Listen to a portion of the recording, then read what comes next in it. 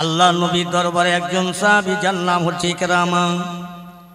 আল্লাহ নবীর দরবারে আসে যায় যায় আসে, আসে যায় যায় আসে। এত ভালোবাসা বেড়ে গেল অন্তরের হৃদয়। আল্লাহ নবীর দরবারে আসা যাওয়া করতে করতে কালমা পড়ে মুসলমান হয়ে গেল ইকরামার আপনজনেরা, দেইজিরা, প্রতিবেশীরা, ভাইয়েরা, ছেলেরা, বাচ্চারা, তারা সবাই জানতে চাইল, ইকরামা তুমি কি মুহাম্মদ রাসূলুল্লাহর হাতে হাত রেখে কলমা পড়েছো? বলে হ্যাঁ। এই সাহস তোমার কম নয় তো? তুমি নবীকে ভালোবেসে কলমা পড়েছো, তোমার কলমা পড়ার স্বাদ মেটাবো, দাঁড়াও। ইকরামাকে তারা ধরাধরি করে নিয়ে চার হাত পা এক জায়গায় করে বাঁধলো, বেঁধে আকার জঙ্গলে, যে জঙ্গলে বাঘের ভাস, ভাল্লুকের বার, মানুষ খেকো, জীব জানোয়ার, ইকরামাকে তারা ধরে ওই জঙ্গলে দিয়ে আসলো। তারা জানে ইকরামাকে বাঘে খেয়ে ফেলবে, কলেমার স্বাদ জনমের মতো মিটে যাবে। ও মুসলমান, আল্লাহ পাক রব্বুল আলামিন বললেন, ওয়ালা তাহিনু ওয়ালা তাহজানু ওয়া আনতুমুল আউলাদিন কুনতুম মুমিনিন। যারা আমার কোন এক নম্বর মুমিন হবে, আমার নবীর ভালোবাসা হবে, আমার এক নম্বর মহব্বতের বান্দা হবে, আমি আল্লাহ কথা দিলাম, কুনতুম মুমিনিন, তারা এক নম্বর মুসলমান হবে, আমি তাদের দুনিয়ায় তরিয়ে নেব। তারা বেইজ্জতি হবে না, অপমান হবে না, লাঞ্ছিত ঘৃণিত হবে না, তাদের কেউ ক্ষতি করতে পারবে না। আমি আল্লাহ তাদের দুনিয়ায় বাঁচাবো, আখিরাতে জাহান্নাম থেকে বাঁচাবো। একটু জোরে বলা যাবে না সুবহানাল্লাহ? আল্লাহ কথা দিয়েছে, অঙ্গীকার করেছে, বাঁচিয়ে নেবে, বাঁচিয়ে নিয়েছে, প্রমাণ আছে। আমি বাজে কথা বলবার চেষ্টা করব না, আল্লাহ যেন আমার বাজে কথা না বলায়। আল্লাহ পাক বললেন, আমি তরিয়ে নেব যারা আমার এক নম্বরের মুমিন হবে। চিন্তা নেই, ভাবনা নেই, কোনো ভয় নেই। আমার পেয়ারা মুসলমান, ইকরামাকে তারা ধরে আকার জঙ্গলে দিয়ে আসলো। ওই জঙ্গলার যত বাঘ ছিল, মানুষকে জীব জানোয়ার ছিল, সবাই এসে তারা ইকরামার হাতের বাঁধন, পার বাঁধনগুলো তারা ধারালা দাঁত দিয়ে, নখ দিয়ে কেটে কেটে কেটে কেটে আমার ভাইয়েরা খুলে দিচ্ছেন। ইকরামা বলছেন, ওগো জঙ্গলার বাঘেরা, তোমরা আমাকে খেয়ে নাও, খেয়ে নিলে আমার প্রতিবেশীরা, আপনজনেরা খুশি হবে, আমাকে তারা কষ্ট দেবে, আমাকে তারা আর কষ্ট দেবেন না। জঙ্গলার বাঘেরা কথা বলে, ইকরামা তোমাকে খাওয়া তো দূরের কথা, তুমি যেমন আল্লাহ রসুলের গোলাম হয়েছ, আল্লাহ রসুলের প্রেমের মানুষ হয়েছ, তুমি যেমন আল্লাহকে মানো, নবীকে মানো, আমার আল্লাহ দুনিয়ায় আমাদের বাঘদের কাল্লা জানালো। এ জঙ্গলার বাঘেরা, আমি তোদের সৃষ্টি করেছি, আমার কথা মতো চলবি। তুমি যদি আল্লাহর কথা মানো, আমরা আল্লাহর কথা মানি। আল্লাহ পাক আমাদের বললেন, আমার ওই বান্দার ধারালা দাঁত দিয়ে, তোমাদের নখ দিয়ে বাঁধনগুলো কেটে কেটে আমার নবীর প্রেমিক বান্দাকে তোমরা বাড়ি পৌঁছে দাও। ইকরামা তোমাকে খাওয়া তো দূরের কথা, একটা পশমের ক্ষতি করতে পারবো না, আল্লাহ পাকের হুকুম আমরা পালন করব। তোমাকে বাঁধন খুলে দিলাম, তুমি বাড়ি চলে যাও। জোরে বলা যাবে না? যাও। আল্লাহর হয়ে গেছে, আল্লাহ ওনার হয়ে গেছে। যা, তুই আমার, আমি তোর। আল্লাহ বলছে, তুই আমার না, আমি তোর না। চলে গেলেন। তারপর দিন সকালবেলা দেখছি ইকরামা বাড়ি ঘুরছে। কি ব্যাপার? এই ইকরামা, কি ব্যাপার, ঘুরছো কেন? কি করে বাড়ি আসে? আল্লাহ আমাকে বাঁচিয়েছে। ওদের মাগের মাত্রা আরো বাড়ল। আবার তারপর দিন সকালবেলা তাকে ডাকলেন, মানুষেরা লাইন দিয়ে, কাতার দিয়ে বের করলেন। ও ইকরামা, শোনো শোনো, তোমার আল্লাহ বাঁচিয়েছে, দেখি তোমার আল্লাহ এবার কেমনে বাঁচায়।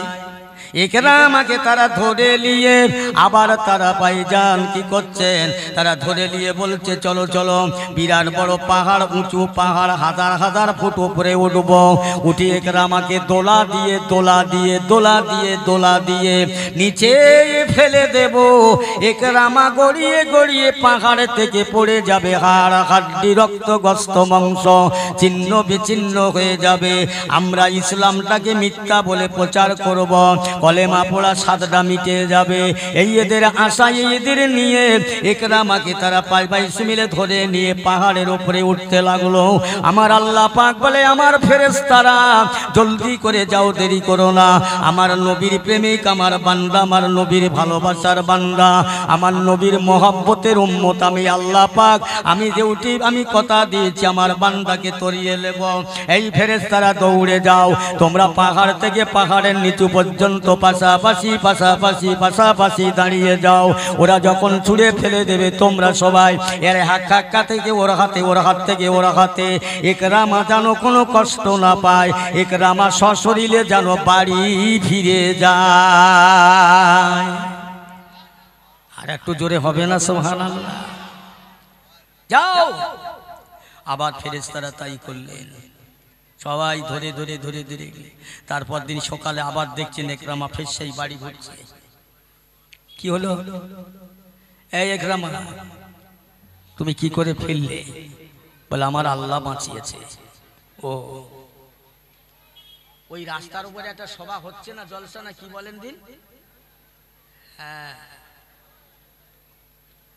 আসলে কি ব্যাপার জানেন? একজনা রাস্তার বারে বসে পায়খানা ফিরছে আর শশা খাচ্ছে। তার রাস্তার একজন ভদ্রলোক যাচ্ছে আর বলছে, এই মিয়া, হয় পায়খানা করিয়ে খা, নাই খেয়ে পায়খানা কর। এ তখন বলছে, ফের যদি বলো তুই জোবড়াবো আর খাবো। কথা বলছেন? এদের তাই অবস্থা, এদের যত বলো আর যাই করো উল্টো তার উৎপত্তি। এ মুসলমান জাত। আমি যেখানে যাই, এখানে গল্প করার জন্য রাস্তায় বসে গল্প করছে, পাশে নবিয়ানা মজলিস হচ্ছে, ওই কথা আলেমদের কানে আসছে। আমার কানে আসবে কেন আপনাদের কথা? যা পারেন করেন, ওইদিকে চলে যান। মেয়ে ছেলে বেটা ছেলে আওয়াজ করছে, কথা আমার কানে আসবে কেন? কিসের মিলাদ শুনছে? হ্যাঁ, মাফ করে, আল্লাহর রাস্তে বলছি, বেঁচে যাবেন, আল্লাহ বাঁচাবেন। সোজা রাস্তায় চলেন, হেঁকা বেঁকা চলেন না, সোজা চলেন। তাহলে ইকরামাকে তারপর দিন ফের ধরেছে। ইকরামা, কি ব্যাপার, কি করে ফিরলে? বলে, আমার আল্লাহ বাঁচিয়েছে। ওদের আরো রাগের মাত্রা বেড়ে গেল, দেখি তোমার আল্লাহ কি করে বাঁচায়। ইকরামাকে তারা ধরে বস্তার মধ্যে নিয়ে চার হাত পা বেঁধে তারা চিন্তা নিল, যুক্তি করলো, মিটিং করলো যে দরিয়ার মাঝখানে 2-4 দিন ধরে যাব, লঞ্চে একদম দরিয়ার মাঝখানে ফেলে দেব, যেখান থেকে ইকরামার ফিরে আসার কোনো লাইন পাবে না। পানির নিচেই পড়ে, পানির দরিয়ার পানির নিচে হাঙুর কুমির আছে, ওরা খেয়ে ফেলবে। আর আমরা সেই সময় মুহাম্মাদের ধর্ম ইসলামটাকে মিথ্যা বলবো, যে মুহাম্মদ তোমার কিরকম ইসলাম প্রচার করছো, তোমার ধর্ম কবুল করেছে, আর সেই মানুষটাকে বাঘে খেলো, কুমুরি খেলো। এই হেদের নীতি আশা। আল্লাহ বলছে, তোরা দেশ চলো না, বলো না আমি সব জানি, আমি আল্লাহ যার হয়ে গেছি, আমি আল্লাহ যার হয়ে গেছি, তার আর কোনো কেউ ক্ষতি করতে পারবে না। তারা তাই করলেন। 2-4 দিন ধরে লঞ্চ নৌকা পানির তলায় মাঝখানে গিয়ে ফেলে দিয়ে বলছে, এখান থেকে ইকরামা আর যেতে পারবে, দাও এখানে ফেলে দিয়ে সব চলো বাড়ি চলো। ফেলে দিলেন।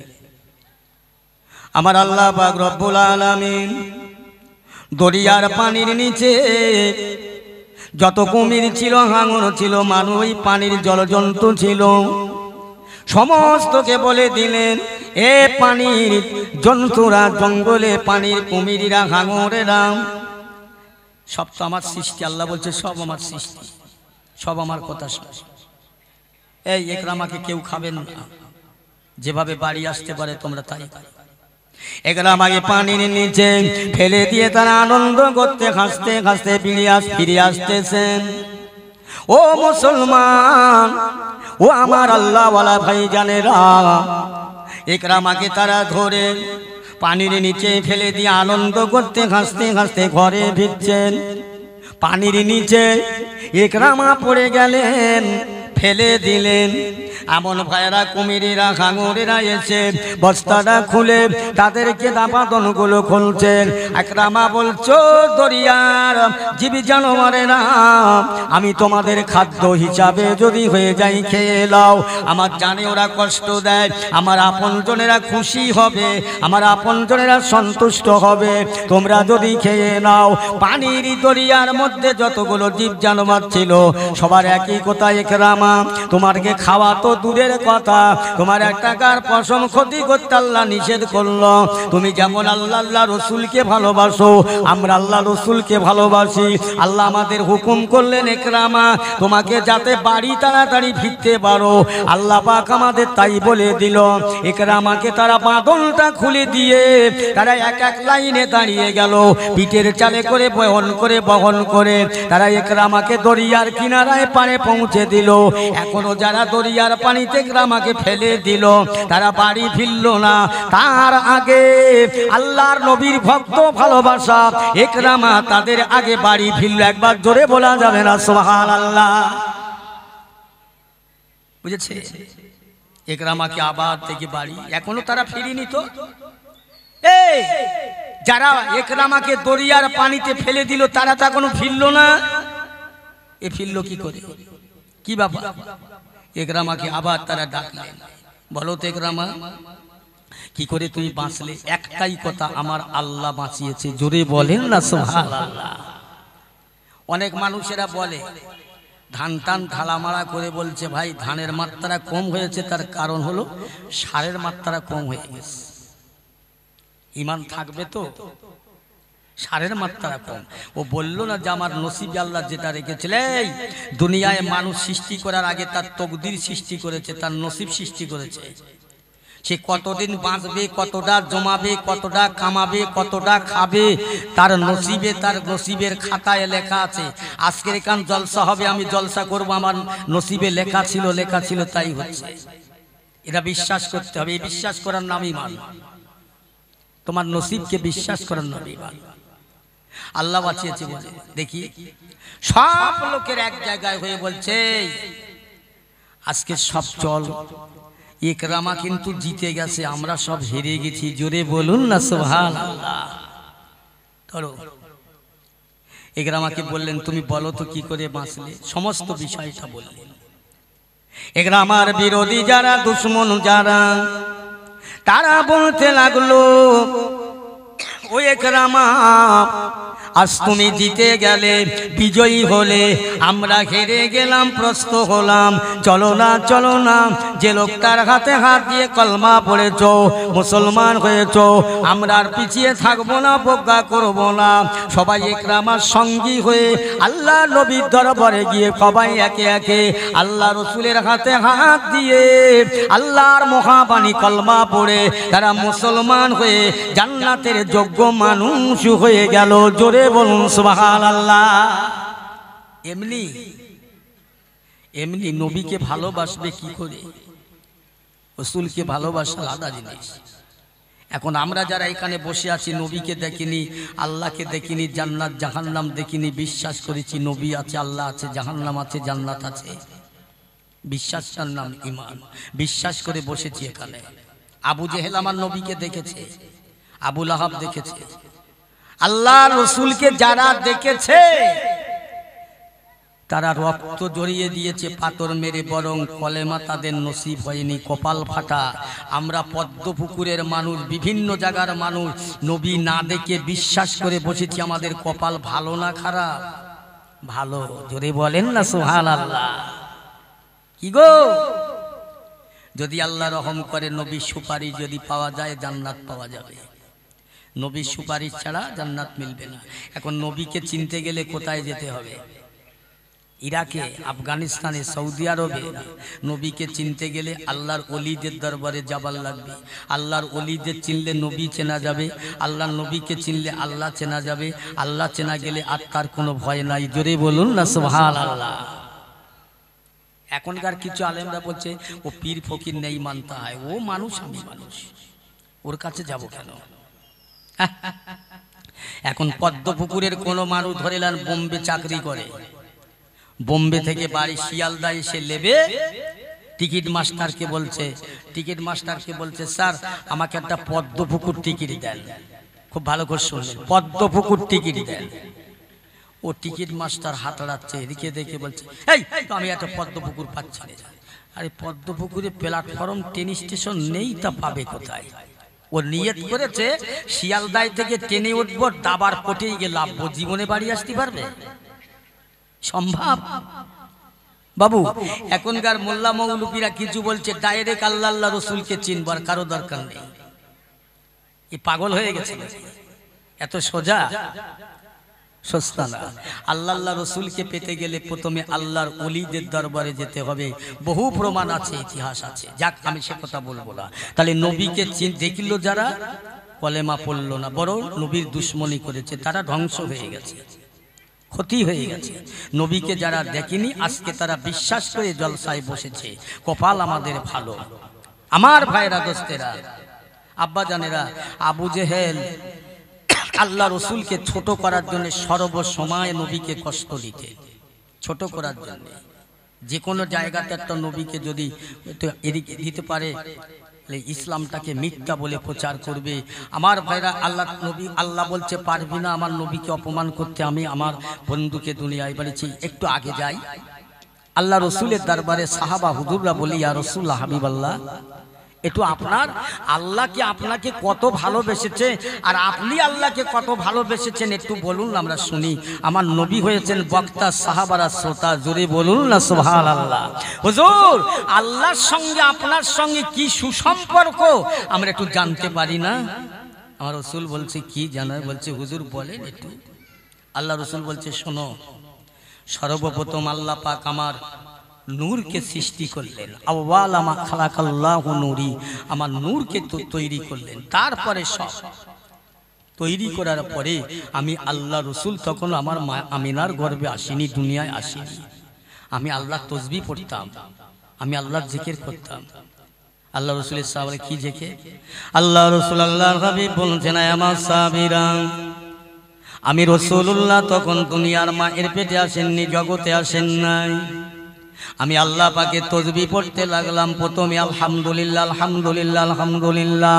এই আলহামদুলিল্লাহ 1 বছর নয়, 2 বছর নয়, 70,000 বছর তেলাওয়াত করলাম। 70,000 বছর তেলাওয়াত করে পাল্টে নিলাম সুবহানাল্লাহ সুবহানাল্লাহ সুবহানাল্লাহ। এটাও 70,000 বছর পাঠ করলাম। এ সাহাবীরা, আবার 70,000 বছর পরে পাল্টে নিয়ে আল্লাহু আকবার আল্লাহু আকবার আল্লাহু আকবার এটা পড়তে লাগলাম। এইভাবে আমি রাসূলুল্লাহ দুনিয়ায় তখন মায়ের গর্ভে আসেন নাই। আমি আল্লাহ পাকের জিকির করেছিলাম 1 বছর নয়, 2 বছর নয়। আমি আল্লাহ রাসূল দুনিয়াতে আসার আগে আমি 2,10,000 বছর আল্লাহর জিকির করেছিলাম। একটু জোরে বলা যাবে না সুবহানাল্লাহ?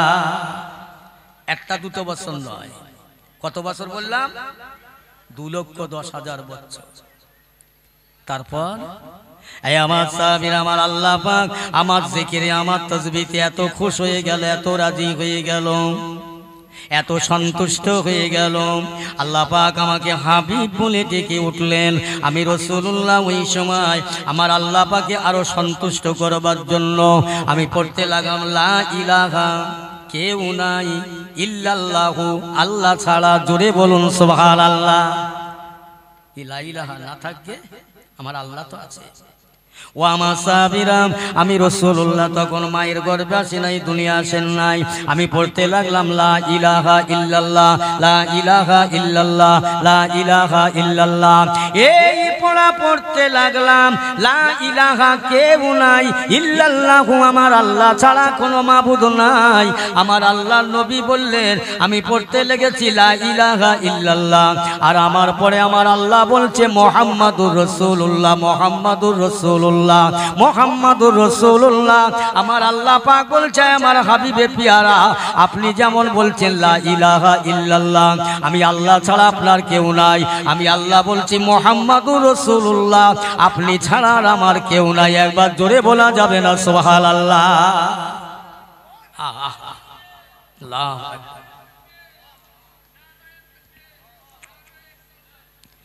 ও মুসলমান, তাহলে আল্লাহ আল্লাহ রসুলের সঙ্গে কত ভালোবাসা। নবী দুনিয়ায় আসেননি, তখন আল্লাহকে খুশি করলো, রাজি করলো, আল্লাহ খুশি হয়ে গেল। আমার নবী সাহাবারা জিজ্ঞাসা করলেন, ইয়া রাসূলুল্লাহ, হাবিবাল্লাহ, কেন আপনি এত জিকির করলেন, কেন আপনি এত তাসবিহ পড়লেন, এত জিকির করলেন? আমার নবী বলেছিলেন, সাহাবীরা রে, আমার আল্লাহ পাক আমাকে উম্মতের কান্ডারি করে দুনিয়ায় পয়দা করেছে, আমাকে নেতা করে পয়দা করেছে, রাহমাতুল লিল আলামিন করেছে, দয়াময় নবী করেছে। আমি এই জন্য পড়েছিলাম আখিরি জামানা, শেষ জামানার আমার উম্মতেরা বড় গুনাহগার হবে, পাপাচার হবে, কাল কিয়ামতে গুনার বোঝা মাথায় করে নিয়ে উঠবে। আমার উম্মতের কেউ দেখার হবে না, কেউ তাদের আগা বলবে না। ও সাহাবাগণেরা, আমি রাসূলুল্লাহ, আমি যা তাসবিহ তেলাওয়াত করেছি এর বিনিময়ে যদি আল্লাহ পাক কিছু নেকি দেয়, কিছু সওয়াব দেয়, এই সব নেকিগুলো আমার সেদিন গুনাহগার উম্মতের পাল্লায় তুলে দিয়ে তাদের জাহান্নাম থেকে বাঁচাবার চেষ্টা করব। জোরে বলুন সুবহানাল্লাহ। রাস্তায় পড়ে ঘুরছো, কার আছো, কে তোমাকে দেখবে? যে দেখবে সেও ছুটা জ্বালাত পাগল হয়ে যাবে, কেউ হবে না, কেউ হবে না। আল্লাহ রাসূল আল্লাহর হাবিব 1 তারিখে বাড়ি থেকে বেরিয়ে যাচ্ছেন সন্ধ্যাবেলা। আম্মাজান বলছেন, হুজুর কোথায় যাবেন? আমি মসজিদে নববী শরীফে যাব। ইয়া রাসূলুল্লাহ, হাবিবাল্লাহ, আমি আয়েশার ঘরে আপনি ইবাদত করেন, জিকির করেন, তেলাওয়াত করেন, এইলেন আমার ঘরে আপনার নামাজের যায় নামাজ বিছিয়ে দিলাম। আল্লাহ রাসূল তামাম রাত জিকির করলেন, নামাজ পড়লেন। আল্লাহর নবী মসজিদে নববী শরীফে ফজরের নামাজ আদায় করতে যান। আম্মাজান আয়েশা যায় নামাজের পাটিটা তুললেন, top top top top top top করে পানি পড়ে। আল্লাহ রাসূল ঘরে আসার পরে, ইয়া রাসূলুল্লাহ, ইয়া হাবিবাল্লাহ, আপনি যে যায় নামাজে নামাজ পড়েছেন, ওই নামাজের পাটিটা এত ভিজে কেন? আসমানের বৃষ্টি হলো না, ঘর তো ভাঙা ছিল না। ইয়া রাসূলুল্লাহ, এত ভিজে কেন? মনে হয় এখনই যেন পানি থেকে ভিজিয়ে নিয়ে আসলাম।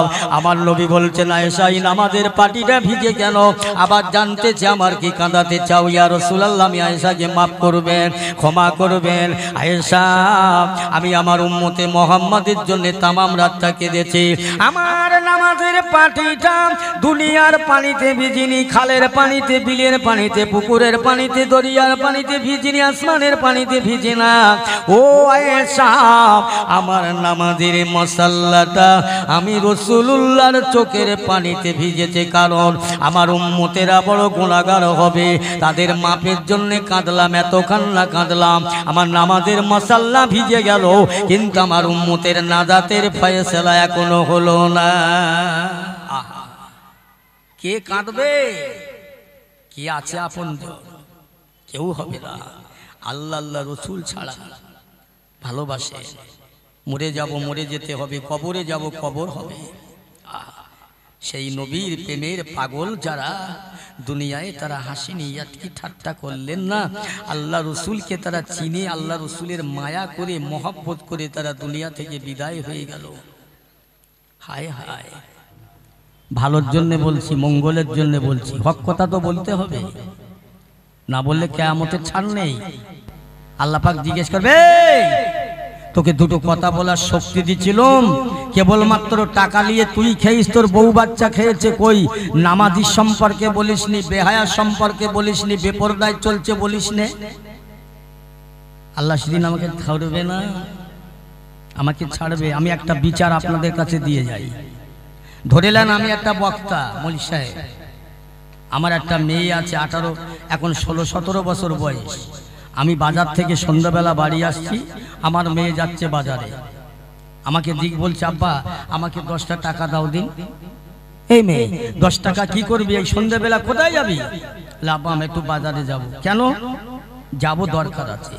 আর কে আছে? তুমি একা যাবি কেন? বলে আব্বা লোক আছে। এখন আমি তো মৌলভী সাহেব চিন্তা করছি, ভাবছি কি করা যায়। এখন এই মেয়েটাকে যদি জোর করে কিছু বলি, তাহলে লোকে বলবে দেখেছো একটা বক্তা মানুষ এই রাস্তার বারে এই মেয়েটার কি বলছে। আবার যদি মারি, তা লোক বলবে একটা মৌলভী সাহেব মানুষ, মানুষের কথা বলে, শিক্ষা দেয়, ও রাস্তার মাঝায় ওই মেয়েটা ধরে পিটছে। আবার চিন্তা করছি, সব নয় বাদ দিলাম, যদি কিছু বলি সমাজের লোক হয়তো কিছু না বললে, মেয়েটা যদি বাড়ি গিয়ে তেল খায়, বিষ খায়, আমি তখন চিন্তা ভাবনা করে কোনো স্টেপ না নিয়ে 10 টাকা চেয়েছে 50 টাকা দিয়েছি। এই কথাগুলো শুনছেন তো? 10 টাকা চেয়েছে 50 টাকা দিয়েছি। এখন আমি বাড়ি গেলাম, মেয়েটা রাত 12টা 13টা বেজে গেল, বাড়ি আসছে না, খবর নিলাম না। সকালবেলা উঠে দেখছি মেয়ে। একবার জিজ্ঞেস করলাম কোথায় গেলি, কি করতে গেলি, কেন বা গেলি? আমি জিজ্ঞাসা করলাম ওই বাপ হয়ে। এখন ধরে নেন আমি মরে গেছি, আমার মেয়ে মরে গেছে। আল্লাহ পাক বিচার করবে, বিচারে হাসরের ময়দানে। ওই মেয়েটাকে আল্লাহ বলবে তুই জাহান্নামে যাও। হ্যাঁ, তোমার বাপ ছিল মৌলভী সাহেব, মানুষকে বোঝাতো, আর তুমি তার মেয়ে দুনিয়ায় বেহায়ায় বেপরদার মতো বেরিয়েছো, বেগানা পুরুষের সঙ্গে চলাফেরা করেছো, হাটে বাজারে ঘুরেছো, সিনেমা গান বাজনা দেখেছো, যাও তুমি জাহান্নামে যাও। আল্লাহ, আমি যে জাহান্নামে যাব, আমার বাপ যে মানুষকে বোঝাতো বলতো, আমি মেয়ে আমার বাপের কাছে 10 টাকা চেয়েছিলাম, 50 টাকা দিয়েছিল। ওই সেদিন তো আমার বাবা আমাকে নিষেধ করিনি, মানা করিনি, ওইসে আমার বাবা। আল্লাহ দেখে দে সেই তোর বাবা। ওই মেয়েটা গিয়ে বাপকে সঙ্গে করে বলে চাব্বা, সেদিন তোমাকে 10 টাকা চেয়েছিলাম, 50 টাকা দিয়েছিলাম, আমাকে বারণ করুনি কেন, নিষেধ করুনি কেন, আমাকে কেন মারুনি? সেদিন আমাকে উৎসাহ দিয়েছিলে জাহান্নামে যাবার জন্যে। আজকে তুমি আমার আগে জাহান্নামে যাও, তারপর আমি 2 বাপ বেটিতে এক জাহান্নামে পড়ে বাপের বুকে আমচি খাবে আর বলবে বল আমাকে মানা করিসনি কেন?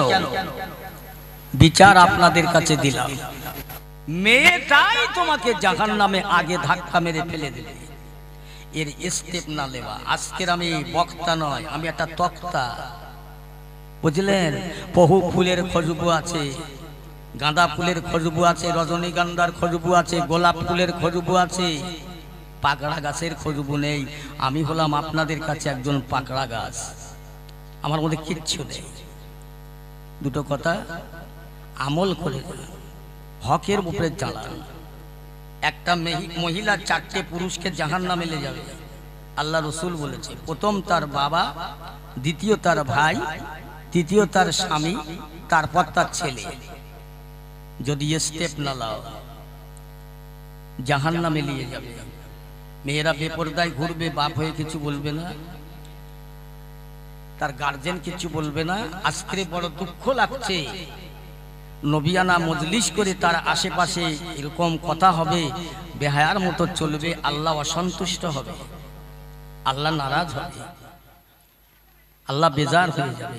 আমার নবিয়ানা মজলিসে নবীকে চেনেন, যে নবী আমার আপনার জন্য সারাটা জীবন কাঁদলো, আর সেই নবীর মহব্বত করলে না, এখানে বসলে না, একটু কাঁদলে না, একটু চিন্তা করলে না, ভাবলে না?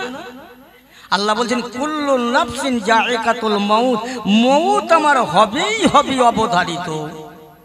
মৃত্যুর পরে আমার একটা জায়গা আছে, সেটা হলো আখিরাত। আমার আখিরাত কি হবে, আমার পরকাল কি হবে, আমার কবর কি হবে? আমি দুনিয়ার খবর রাখলাম, পেপার দেখছি, পত্রিকা দেখছি, তামাম দুনিয়ার সব খবর রাখছি, আমার আখিরাতের খবর রাখি না। আমার কি হবে ভাবি না। সারাটা জীবন আনন্দ করলাম, ইয়ার কি করলাম, জীবনটা রঙে রঙিন করে দিলাম, আমার কি হবে ভাবি না। আমার যে একদিন কবরে যেতে হবে, এই ভাবনাটা যারা ভেবেছিল তাদের কাছে শিক্ষা নেন। কাঁদুন, আল্লাহর কাছে কাঁদুন, কান্না ছাড়া দুনিয়ায় কোনো পথ নাই, কাঁদার মতো কাঁদুন। আল্লাহকে যদি চাও, আল্লাহকে যদি ভালোবাসতে চাও, ভালোবাসার মতো বাসো। আল্লাহ রসুলকে যদি ভালোবাসতে চাও, ভালোবাসার মতো বাসো। ইরাম নয়, অর্ধেক ইদিক অর্ধেক উদিকে নয়। কথা বলছেন? যদি তোমার ভালো লাগে আল্লাহ রসুলের রাস্তাটা, তাহলে আল্লাহ রসুলের রাস্তায় পরিপূর্ণ ঢুকে পড়ো। আল্লাহ রসুলের দেখানো রাস্তাটাকে তুমি ফেলে দিও না। তোমার কপাল ফাটা, বদনসিব। আল্লাহর নবীর অপমান করে কোনো মানুষ রেহাই পায়নি। মুসা আলাইহিস সালামের জামানায় একজন কেতাবী আলেম ছিল, যার নাম আপনারা বহুবার শুনেছেন, আমি নতুন কিছু বলতে আসিনি। যার নাম ছিল আবুল হারিস। আর মুসা আলাইহিস সালামের কেতাব ছিল তাওরাত। ওই কেতাবে লেখা ছিল আমার রাসূলুল্লাহর নাম কম বেশি 70 জায়গায়। আবুল হারেসা কিতাবটা ঘেঁটে দেখলো যে এই কিতাব মুসা আলাইহিস সালামের জামানাতে আল্লাহ দিল, এর মধ্যে মুহাম্মদ সাল্লামের নাম কেন? না, এই নামগুলো কেটে আমি মুসা আলাইহিস সালামের নামটা বসিয়ে দেব, আল্লাহ খুশি হবে, মুসা খুশি হবে। আবুল হারেসা তাই করলেন, কেটে কেটে ওই জায়গায় মুসা আলাইহিস সালামের নাম বসালেন, আমার নবী পাকের নামটা কেটে দিলেন। সঙ্গে সঙ্গে আমার আল্লাহ সহ্য করলেন না, আবুল হারেসা কেতাবি আলেম, হাক্কানি আলেম, একেবারে সাথে সাথে আল্লাহ পাক এত নারাজ হয়ে গেল, ওকে একটা গোসাপ বানিয়ে দিল, যাকে আমাদের দেশের লোক বাংলা কথায় বলে গুহের খেল সাপ, গোসাপ। ও বসে আছে রাস্তার পাশে, মুসা আলাইহিস সালাম বলছে, আবুল হারেসা কি ব্যাপার? হুজুর, আমি অন্যায় করেছি, সেটা আপনার জন্যে করেছি, আমি যদি ভুল করে থাকি সেটা আপনার জন্যই করেছি, আমাকে মাফ করে দেন। আল্লাহর কাছে বলুন, একটু কাঁদুন। আল্লাহ পাকের দরবারে মুসা বলছেন, আয় আল্লাহ, আবুল হারেসা অন্যায় করেছে, মাফ করে। আল্লাহ বলছেন, রে মুসা, আর একটা বার যদি তুমি আবুল হারেসার জন্য মাফ চাও, আমি তোমাকে নবুয়াতের দপ্তর থেকে নাম মুছে দেব। তুমি জানো যার ওসিলা আমি দুনিয়া কুল কায়নাত বানিয়েছি, আর সেই নবীর সঙ্গে বেয়াদবি করবে, আমি তো মাফ করবই না। আর তুমি যদি ওর জন্য মাপ চাও, তাহলে তোমাকে নবীর দপ্তর থেকে নামটা মুছে দেব। মুসা আলাইহিস সালাম আর কোনো কথা না বলে ফিরে আসছেন। আবুল হারেসা বলছেন, হুজুর খবর, এই বাদ বেরো, হবে না, তোর জন্য আমি আজকে বাদ যাচ্ছিলাম। আল্লাহর নবী গো, নাই ভুল করেছি, আমার জন্য মাপ চাইতে হবে না, এখন কি করলে আমি মাপ পাবো, কি করলে ক্ষমা পাবো? মুসা আলাইহিস সালাম বলছেন, আল্লাহ ও কি করলে মাপ পাবে বলেন? এ মুসা, ওকে যার সঙ্গে বেয়াদবি করেছে তিনিই যদি মাপ করে দেয়, আমি আল্লাহ ওকে মাপ করে দেব। জোরে বলুন না সুবহানাল্লাহ। সে আখিরি জামানার নবী কবে জারি হবে আমি তো জানি না, আল্লাহকে বলুন। আল্লাহ বলছেন, যাও ওকে পাহাড়ে পাহাড়ে গুহায় গুহায় থাকতে বলো, আমার নবী জারি হবে, তারপর নবীর ক্ষেত্রে মাপ পাবে। অনেক কথা। মুসা আলাইহিস সালাম চলে গেলেন, ঈসা রুহুল্লাহ চতুর্থ আসমানে উঠলেন। 570 বছর দুনিয়ায় নবী ছিল না, নবী হারা দুনিয়া। 570 খ্রিস্টাব্দে 12 রবিউল আউয়াল আমার নবী আসলেন। তারপরে মক্কা থেকে নবী মদিনায় হিজরত করলেন। ওই রাস্তা দিয়ে যাচ্ছেন, ওই আবুল হারেসা আমার রাসূলুল্লাহ দুটো পায়ে জড়িয়ে ধরছেন। আল্লাহর নবী বলছেন, এই আবুল হারেসা পাছা। আল্লাহর নবী গো, আমি আবুল হারেসা যখন বুঝতে পেরেছেন আমার এই দোষা কেন হয়েছেন, আপনি তা বিলক্ষণ জানেন, আমাকে মাফ করে দেন। আল্লাহর নবী বলছেন, যা, আমি তোকে মাফ করে দিলাম। জোরে বলুন না সুবহানাল্লাহ। সঙ্গে সঙ্গে আবুল হারেসা মানুষ হয়ে গেল। আল্লাহর নবী বলছেন, এই আবুল হারেসা, আমার পিঠের চালের জামাটা উঁচু করে দেখো তো। দেখছে মাঝে মাঝে মাঝে মাঝে কাটা। হুজুর এ কেন? তুই যে তৌরাত কেতাবে থেকে নামগুলো কেটেছিস, যতবার কেটেছিস ততবার আমার পিঠের চালে দাগ পড়েছে। নবীর সাথে বেয়াদবি করা, হ্যাঁ, নবীর সামনে বেয়াদবি করলে আল্লাহ পছন্দ করে না, আল্লাহ ভালোবাসে না। আল্লাহ রসুল 1 তারিখে রাস্তা দিয়ে যাচ্ছেন, একজন মানুষ কাঁদতে কাঁদতে যাচ্ছে। কোন নবী? জিজ্ঞাসা করছেন, বাবা কাঁদতে কাঁদতে যাচ্ছ কেন? আমার নবী কি মুসলমান কি অন্য জাতি দেখতেন না? নবী দেখতেন সব মানুষ। বলছে, হুজুর আমি আবু জেহেলের কাছে কয়েকটা টাকা জমা রেখেছিলাম, টাকাগুলো দিচ্ছে না। আল্লাহর নবী বলছেন, চলেন টাকা আদায় হবে ইনশাআল্লাহ, টাকা আদায় হবে, চলেন। এখন আমাদের দেশে নয়মদ্দি টাকা রেখেছে জয়নদ্দির কাছে। কিছুদিন পরে গিয়ে বলছে, জয়নদ্দি ভাই টাকাগুলো দেন। এ বলছে, কিসের টাকা? বলে, কেন আমি 10,000 টাকা তোর কাছে আমানত হিসাবে রেখেছিলাম। এই আর একবার যদি বলিস একদম মেরে ছাল ছাড়িয়ে দেয়। কায়দা খুঁজে পাও না? টাকা রেখেছিলি কে জানে, কে জানে? টাকা রেখেছিল যে রেখেছে ওই জানে, যে লেছে ওই জানে, আর আল্লাহ জানে, আর তো কেউ জানে না। এ কানতে কানতে বাড়ি ফিরছে। অঞ্চল প্রধানের সাথে দেখা। এই কাঁদছিস কেন রে? বলছে, ভাই টাকা রেখেছিলাম জয়নদ্দির কাছে, 10,000 টাকাগুলো দিচ্ছে না। এই আর একবার জবান দিয়ে বলবি না 10,000, বল 30,000, বল 30,000। 30,000 টাকা তোরে উদ্ধার করে দেবো, আমার কত দিবি? এ ভাই এ কন্টাক্ট হয় না, হয় না? এটা কথা বলেন না আমার সাথে? হয়তো তো মাশাআল্লাহ আমরা নবীর উম্মত বটে। আমার নবী বলেছে টাকা আদায় হবে। কত টাকা, আমার কত দিবি? আমার নবীর চলে চুক্তি হয়নি, চলে গেলে। আবু জেলের কাছে গিয়ে বলছে, চাচা এই লোকটার টাকাগুলো মেরে দেবেন না, টাকাগুলো দেন। আবু জেহেল আমার নবীর উপরে আঙুল তুলেছেন, এই মোহাম্মদ 40 জনের নেতা হয়ে মাতব্বরি করতে এসছে এখানে, বেরো। বলছে চাচা আমি মাতব্বরি করতে আসিনি, টাকাগুলো দেন। আবার আবু জেহেল চোখ বার করছে। আমার আল্লাহ পাক রব্বুল আলামিন দয়াময় খোদা সঙ্গে সঙ্গে আমার নবীর ইজ্জত সম্মান বাড়াবার জন্য দুইটা বাঘ আল্লাহ পাকের রহমতি কুদরতি দুইটা বাঘ দুজন করে ছুটে ছুটে এসে আবু জেহেলের দিকে মুখটা উঁচু করে বলছেন, এই আবু জেহেলে টাকা দিবি না, বল না আমাদের পেটের নাস্তা বেনে যাবে। ওই জমায় আবু জেহেল বলেছিল, বাবা মোহাম্মদ তোর বাঘ দুটোরে থামা, আমি এখনই টাকা দিয়ে দেবো। একটু জোরে বলা যাবে না সুবহানাল্লাহ? নবী ছিল আল্লাহর পক্ষে, ছিল নবী, আর আল্লাহ হচ্ছে নবীর পক্ষে। আমরা কার পক্ষে আছি বোঝাতে পারি না, পারবো না। ও মুসলমান ইমানদারের আল্লাহ ওয়ালা ভাইরা, আজকে নবিয়ানা মজলিস, নবিয়ানা দলসা, যে নবীনাকে বানাইল আল্লাহ দুনিয়া কুল কায়নাত বানাতেন না, দুনিয়ার জমিন আসমান পাহাড় পর্বত বানাতেন না। ওই নবী ওই রসুল তামাম দুনিয়ায় আসার আগে আমার আপনার জন্য কাঁদলো, আজও কাঁদছে, কিয়ামতে কাঁদবে, হাসরে ময়দানে মিজানে কাঁদবে, আজও কাঁদছে, কালো কাঁদবে। ও মুসলমান ইমানদার আল্লাহওয়ালা ভাইজানেরা, মুরব্বীরা, নজওয়ান যুবকেরা, ছেলেরা, ভালো করে শুনে নাও। দুনিয়ার দিকে তাকাও, রঙিন দুনিয়ার রঙে রঙিন হয়ে যেও না। ফিরে এসো, ফিরে এসো, আল্লাহর পথের প্রতীক হয়ে যাও, আল্লাহর পথের প্রতীক হও। আল্লাহ পাক কালামুল্লাহ শরীফে বলেন, কুল ইন কুনতুম তুহিব্বুনাল্লাহ ফাত্তাবিউনি ইউহিব্বুকুমুল্লাহ ওয়া ইয়াগফির লাকুম যুনুবাকুম, আল্লাহু গফুরুর রহিম।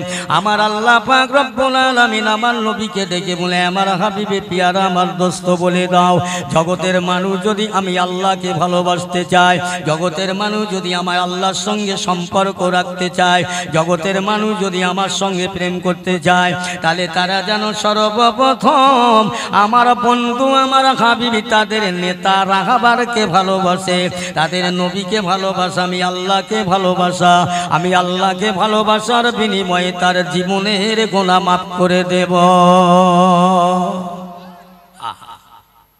তাহলে নবীকে ভালোবাসতে গেলে নবীকে ভালোবাসি, নবীকে ভালোবাসি করলে হবে না।